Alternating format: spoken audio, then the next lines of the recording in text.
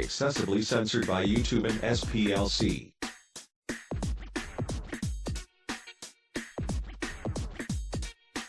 Warning. This is not your safe space. Move along, now.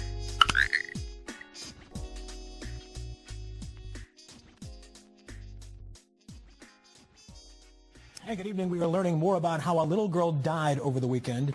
Police say 4-year-old Anaya Day's mother and the mother's boyfriend are to blame. The two are charged with aggravated murder in her death. Jasmine Monroe spoke to the little girl's father today, who says he was fighting for custody. It was an emotional day in court for 28-year-old Michael Garrett, father of 4-year-old Anaya Day, who police say was murdered by her own mother and mother's boyfriend back on March 11th. You can't have a heart to do anything to hurt a child. The medical examiner determined blunt impacts to the head was the cause of sweet little Anaya's death. Her father said he knew she was being mistreated at home. That's why he was fighting so hard to get custody of her. I felt as though she did not love our daughter as much as I did. It's just the way I would treat her, just the way, I would see her interact with our daughter, you know what I mean? And just the little things that mean the most. September 26, 2017 was the last day he saw his daughter because the mother filed a restraining order against him. They denied me access of seeing my daughter. The judge set both Sierra Day and Deontay Lewis bond at $1 million, but it was when Deontay walked out of the courtroom that set Michael over the top. Don't look at me! Don't look at me! You're my daughter! Michael says his daughter was the most precious thing on earth, and that's why he's going to continue to fight for justice. I am a stand-up dad. I love my daughter, Anaya. Say I love you, Daddy. Hey, Daddy. The next court date is set for next week. Also want to tell you the family has set up a GoFundMe account for Anaya's funeral. You can find that link at WKYC.com.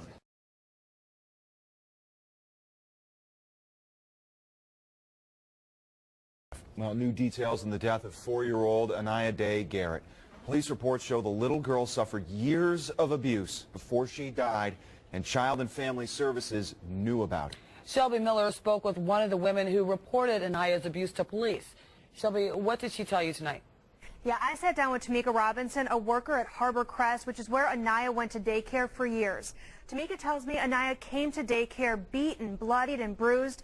At one point, the 4-year-old had to be rushed to the ER. Tamika reached out to police and told them about that abuse. She says the system failed this innocent child. Police dash cam footage captures paramedics rushing little Anaya Day Garrett's lifeless body into the back of an ambulance Sunday. The medical examiner says the 4-year-old had been hit in the head, burned, and nearly starved before she died. Your child is not breathing? No. Anaya is gone, and she's never coming back. Never coming back. This was Tamika Robinson's worst fear. She works at Harbor Crest in Euclid, where Anaya went to daycare. She says the 4-year-old was sweet and playful, but also shy. It was clear she longed to be loved. And her hug wasn't a soft hug. It was a very compassionate, strong hug that she'll hold you at least 2 minutes before she let go. Tamika believed the little girl was being abused by her mom, Sierra Day. She says the toddler came to daycare with bumps, cuts, and bruises. And I was like, Naya, what happened to your face? Oh my God. And she was like, Mommy pushed my face in the carpet. But Mommy said I fell at the park. 3 days later, Naya walks in the door. Naya has 3 lumps in her head with blood clots in them. Naya is bleeding from her ear. May 18th, 2017, Anaya was rushed to the hospital. That's the same day Tamika handed over more than a dozen abuse reports to Euclid Police and Cuyahoga County Child and Family Services. I gave everything to the police that they needed to know that Naya had been being abused for a long time. Police say a social worker reviewed it and closed the case 6 weeks later, leaving the little girl with her mom. Tamika says the state needs to work harder to protect children like Anaya. You can never take a child willingly, but this one child I wish I would have took and suffered the consequences. This Euclid police report right here shows 14 serious abuse allegations, and in more than half of them, Anaya says her mom hit her. Since getting my hands on this report this afternoon, I reached out to Child and Family Services multiple times, and they have not returned my calls or my emails. Anaya's mom and her mom's boyfriend face aggravated murder charges in this case. Police just arrested this man. They say he was prostituting an underage girl, and that's not all. He was busted at a hotel in busy Cranberry Township right off of Route 19, the Turnpike and I-79. Channel 11's Amy Marcinkwich joins us live from Cranberry. She has exclusive details on who else is involved in this case. Amy? Well, right, not only Cranberry Township police who made the arrest, but they were called by Pittsburgh police and the FBI. Now, the criminal complaint mentions one girl. We don't know if there are others involved. According to a criminal complaint that Channel 11 obtained, Cranberry Township police arrested this man, Oscar Carter, after they got a call from the FBI's Human Trafficking Task Force and the Pittsburgh Police Vice Unit. The arrest led them to this Cranberry Township hotel, where officers say he was running a human trafficking/prostitution operation. According to police paperwork, the juvenile female he had under his control was picked up on a prostitution sting and told police everything. According to the police paperwork, the juvenile had a hotel key card on her. She told officers that Carter recruited her out of Akron, Ohio, that the suspect drove her to Pittsburgh to conduct prostitution acts, and that he ran the operation out of the hotel suite. According to the criminal complaint found in the suspect's room, police say all kinds of counterfeit credit cards and gift cards, false IDs, cell phones, and a detailed log of prostitution appointments. Carter charged with trafficking individuals, meaning he allegedly benefited financially from recruiting and harboring a minor who is being subjected to sexual servitude. Police also say that they found money and drugs on the suspect. He is behind bars tonight. Reporting live in Butler County, Amy Marcinkwich, Channel 11 News. Mona Thompson is clear on one thing. Her 13-year-old son came home from school on Tuesday with these red marks and bruises on his neck. I was hurt, and I was traumatized. Thompson says her son, Jameer Thompson, who attends Millwood Magnet Middle School, claims his substitute teacher grabbed him by the neck and tried to physically remove him from class after another student threw a tennis ball at the sub. The teacher asked him to leave the classroom. My son said, "No, I'm not going to leave. I'm doing my work. It wasn't me." The teacher asked him 2 more times. He was sitting at his desk at this time. I was then told by the principal that somehow the teacher walked over and decided to physically remove my son from the classroom. They grabbed him by his throat. The heated physical exchange escalated and spilled into the hallway. And after it got into the hallway, that's when the cameras caught a picture of it when the other students were trying to help my son. And my son, in return, turned around and retaliated with a punch. And a day later, her 8th grader is home from school nursing a sore neck as police and school officials investigate what happened. At this point, we've investigated it, and there's no further information until the prosecutor's office reviews the case. Kalamazoo public school officials telling News Channel 3 the teacher has been removed and 4 students have been scheduled for due process hearings. There are conflicting allegations and our investigation continues. Thompson says even though the sub was removed from the district's on-call system, she says she is disappointed it had to come to this. There's policies and procedures that are set into place where this teacher could have, that he could have taken before it became physical. And to the people out there that have something to say negative about my son, or, it's about how the parents raised him, he's been raised very well.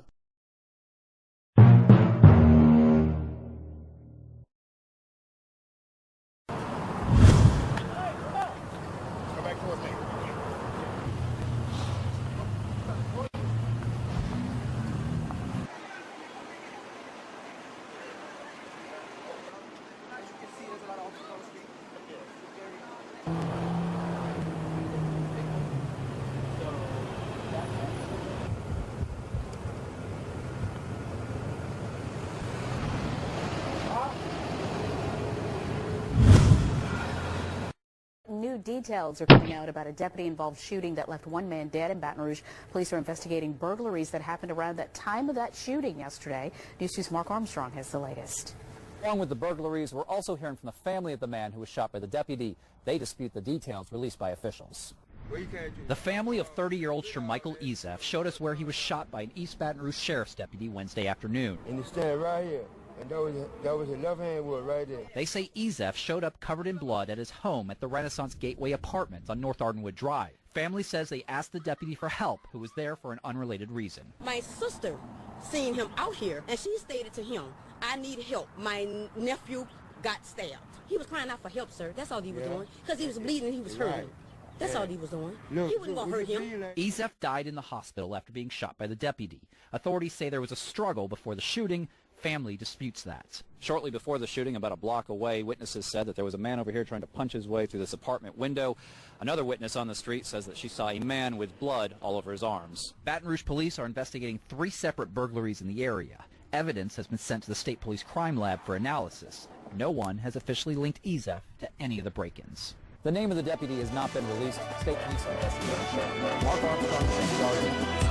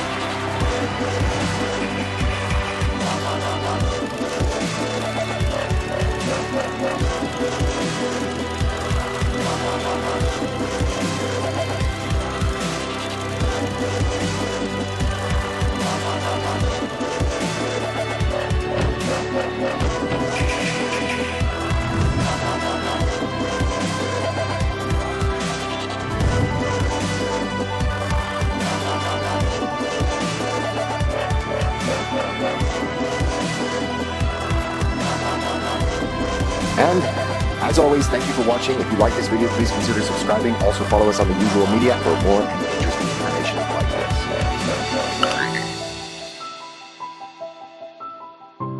this. Channel moderators are Jer Shax and Michael Thomas.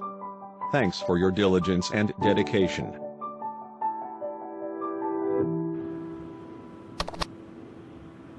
Fight their asses.